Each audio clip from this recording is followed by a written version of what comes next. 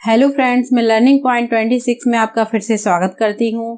पिछली क्लास में मैंने आपको बताया था सेल डिवीजन क्या होता है और सेल डिवीजन कितने प्रकार का होता है, और मैं आपको माइटोसिस बता चुकी हूँ। अब मियोसिस आज मैं स्टार्ट करने वाली हूँ। चलिए तो स्टार्ट करते हैं मियोसिस डिवीजन।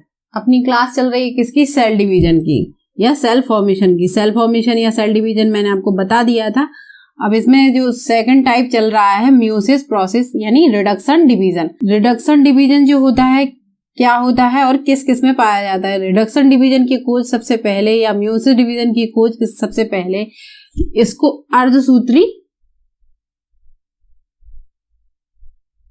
अर्धसूत्री विभाजन भी कहा जाता है। क्या कहा जाता है? अर्धसूत्री विभाजन। अभी आपको आगे समझ में आ जाएगा कि इसे अर्धसूत्री विभाजन क्यों कहते हैं।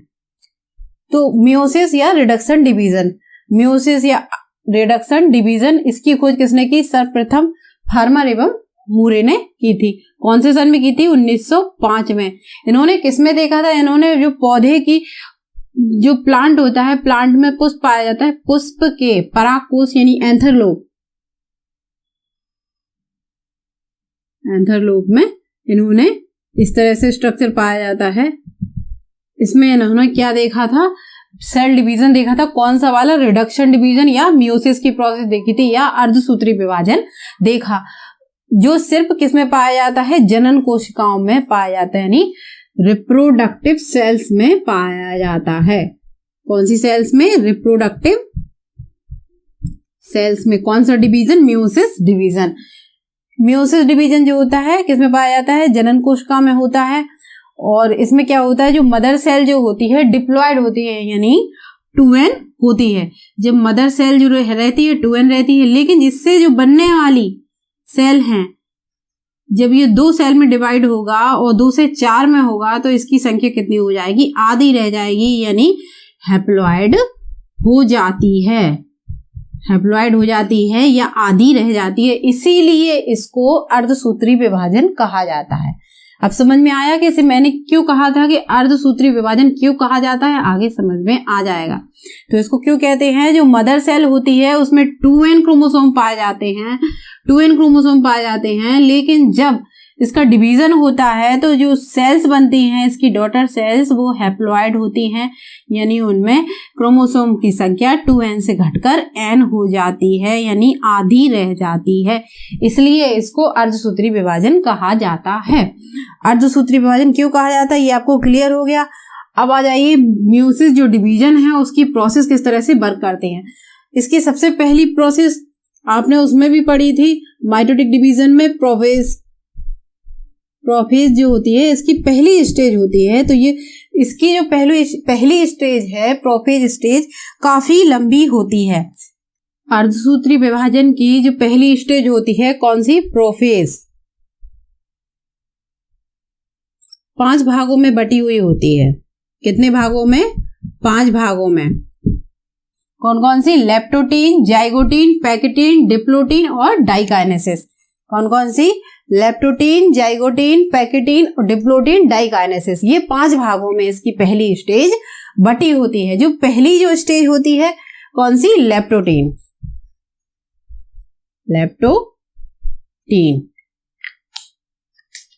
लेप्टोटीन में क्या होता है? लेप्टोटीन में जो क्रोमोसोम रहते हैं फैले हुए रहते हैं, बिखरे हुए रहते हैं, एक दूसरे से उलझे हुए रहते हैं। क्रोमोसोम को मैंने आपको बता ही चुकी हूं मैं कि ये सेंट्रोमियर से जुड़े हुए होते हैं और ये एक दूसरे से उलझे हुए, इसमें लेप्टोटीन में आपको दिख रहे हैं कि जो क्रोमोसोम है एक दूसरे से उलझे हुए हैं।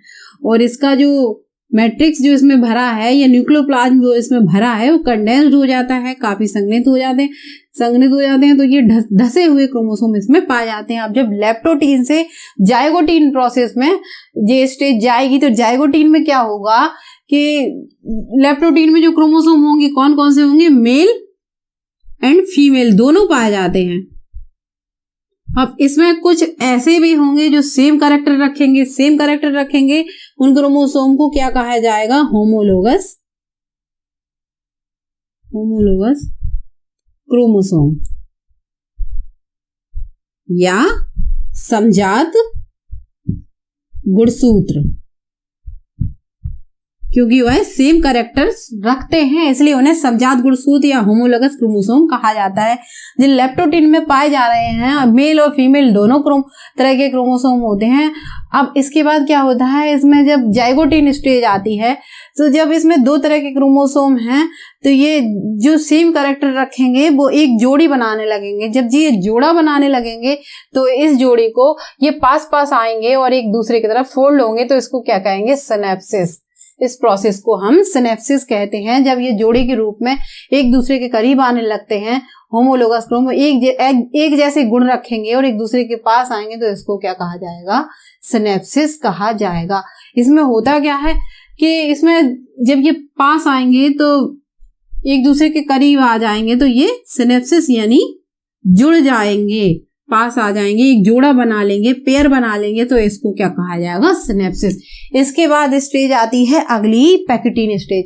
पैकेटिन स्टेज में क्या होता है, जो क्रोमोसोम होते हैं थोड़े से मोटे हो जाते हैं और क्या हो जाते हैं, मोटे हो जाते हैं और फटे हुए प्रतीत होने लगते हैं इस तरह से। तो ये फटा हुआ भाग क्या कहलाता है, क्रोमेटिड कहलाता है। इस तरह से उनका कलर भी डार्क हो जाता है। अब इसमें क्या होगा, जब क्रोमोसोम इस तरह से दिखाई देने लगेंगे तो ये भाग क्या कहलाएगा, क्रोमेटिड। ये जो सेंट्रोमियर से जुड़े हुए हैं तो ये क्या कहला रहा है, क्रोमेटिड कहला रहा है। इसको क्या कहते हैं, टेट्रावेलेंट थ्रेड। इसे टेट्रावेलेंट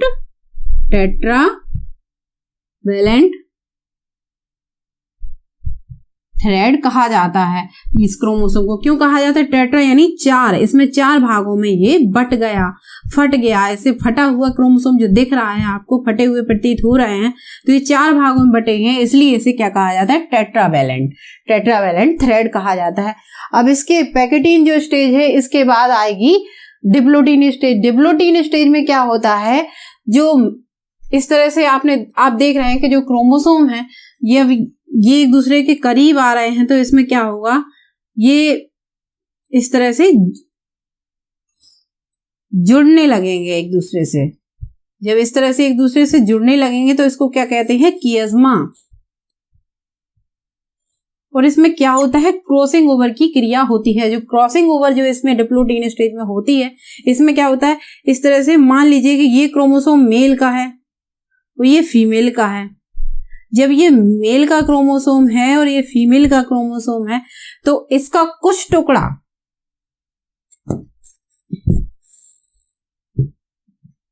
ये देखिए, ये दो क्रोमोसोम है, जब ये पास आएंगे तो इसका ये टुकड़ा ये मेल का हो गया और ये फीमेल का हो गया। अब इसका ये टुकड़ा यहां आकर जुड़ जाता है, इसका ये टुकड़ा, अब मान लीजिए ऐसा है ये क्रोमोसोम, तो इसका ये टुकड़ा यहां आकर जुड़ जाता है इस तरह से, और इसका ये टुकड़ा यहां आकर जुड़ जाता है और फिर ये एक दूसरे से सट जाते हैं, इस तरह से चिपक जाते हैं। तो इसको क्या कहते हैं, कियज्मा कहते हैं। इसी को कियज्मा कहा जाता है। क्या कहते हैं इसको, कियज्मा। इसमें क्या होता है, ओवरलैपिंग की क्रिया, ये क्रॉसिंग ओवर, एक दूसरे से सट रहे हैं इस तरह से, और इसका आधा भाग इसमें और इसका आधा भाग इसमें पहुंच जाता है, मेल का फीमेल में और फीमेल का मेल में आधा आधा पार्ट जुड़ जाता है। तो इस तरह से क्रॉसिंग ओवर की क्रिया होती है। और जब जुड़ जाता है तो इनके कैरेक्टर भी एक दूसरे में ट्रांसफर हो जाते हैं, इसके इसमें और इसके इसमें। दोनों क्रोमोसोम एक दूसरे से अपने अपने गुणों को ट्रांसफर कर लेते हैं और एक दूसरे से जुड़ जाते हैं। अब जुड़ जाते हैं तो ये देखिए इसमें क्या होगा, अब इसके बाद कियज्मा का फॉर्मेशन होगा। कियज्मा में क्या, डिप्लोटिन स्टेज में ही क्रॉसिंग ओवर की क्रिया पाई जाती है। क्रॉसिंग ओवर के बाद डिप्लोटिन स्टेज के बाद डाइकाइनेसिस प्रोसेस स्टार्ट होती है। इसमें क्या होता है, इसमें जो होता है कि इसकी जो न्यूक्लियर मेम्ब्रेन होती है वो रप्चर्ड होने लगती है या नष्ट होने लगती है, और न्यूक्लियोलस देखिए इधर दिखाई दे रही है लेकिन इधर नहीं है, क्यों, इसमें नष्ट हो चुकी है डाइकाइनेसिस की प्रोसेस में। डिप्लोटिन स्टेज के बाद जो डाइकाइनेसिस प्रोसेस आती है उसमें आपको न्यूक्लियोलस देखने को नहीं मिल रही है। अब इसमें क्या हुआ, इसमें जो कियज़मा है, कियज़मा कहाँ पहुंच जाता है, बिल्कुल किनारे तरफ पहुंच जाता है, आगे की तरफ पहुंच जाता है। इसके बाद होता क्या है, ये पास पास आ जाते हैं और काफी मोटे और डार्क कलर के हो जाते हैं क्रोमोसोम।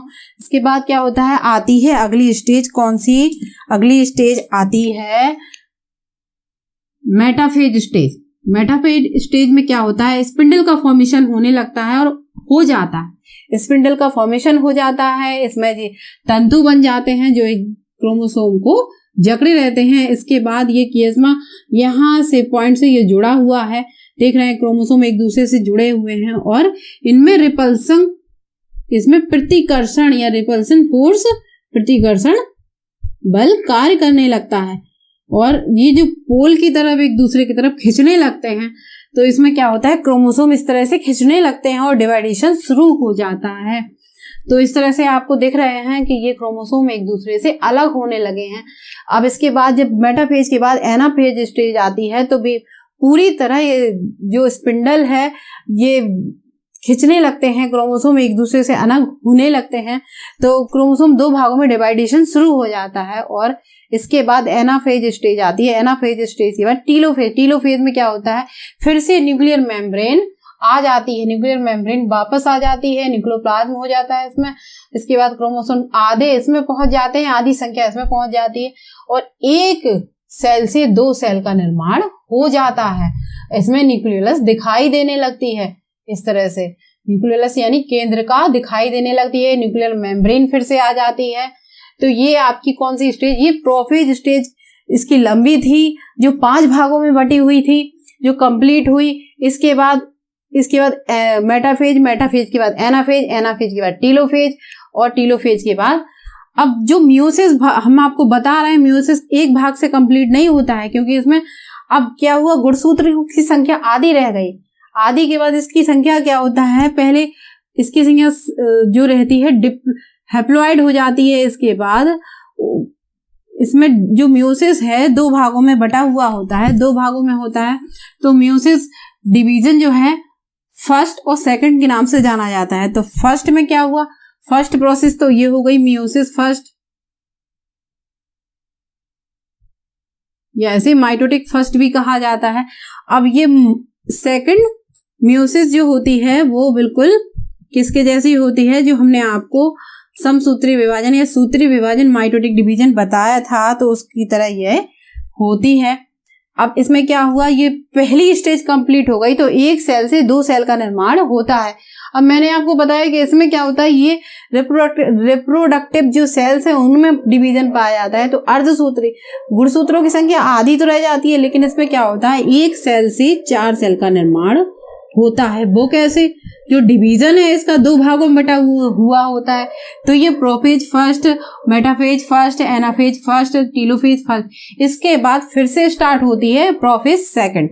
जब प्रोफेज सेकंड स्टार्ट होती है, ये बिल्कुल समसूत्री विभाजन की तरह या सूत्री विभाजन की तरह होती है।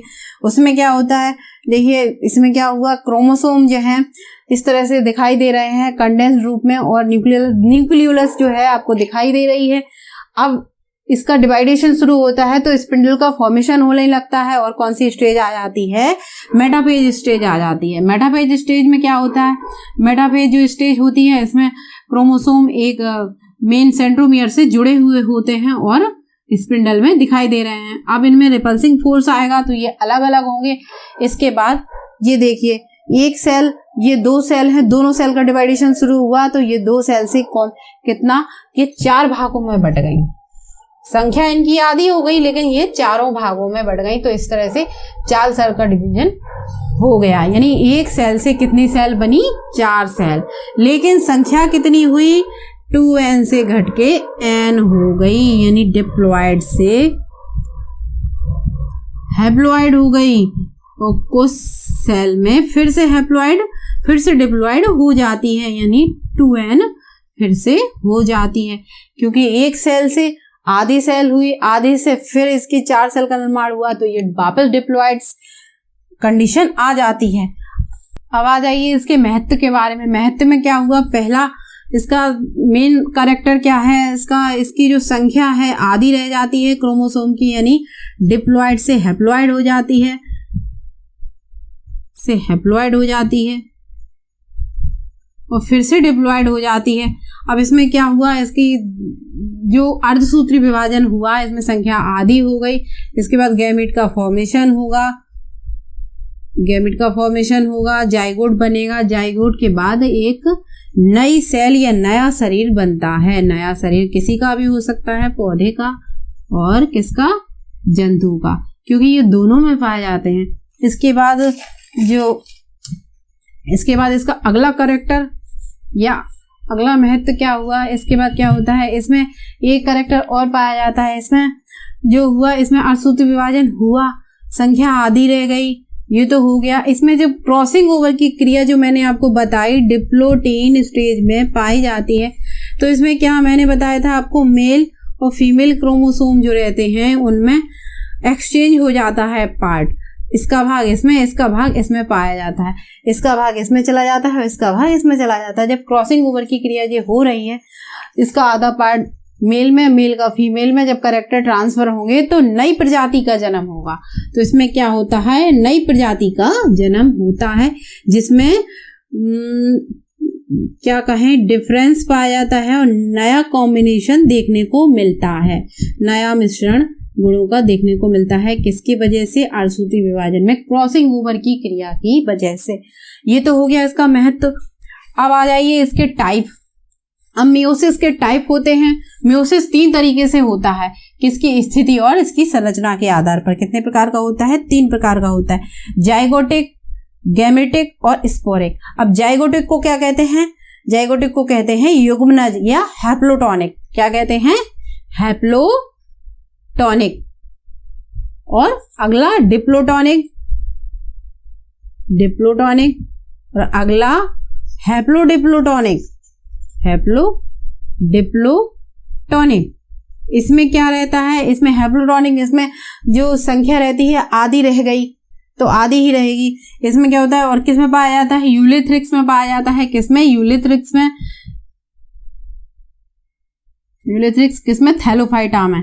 किस तरह से, हैप्लोटॉनिक। इसमें गैमेट का फॉर्मेशन होता है, गैमेट से जाइगोट, गैमेट का जो फ्यूजन होता है तो जाइगोट का फॉर्मेशन होता है और एक नया पौधा बन जाता है। अब डिप्लोटॉनिक में क्या होता है, इसमें संख्या आधी रह जाती है। डिप्लोटॉनिक में संख्या 2n थी तो फिर वापस 2n हो जाती है। हैप्लॉइड से डिप्लॉइड से हैप्लॉइड हुई, हैप्लॉइड से 2n से n हुई और n से फिर 2n हो जाती है।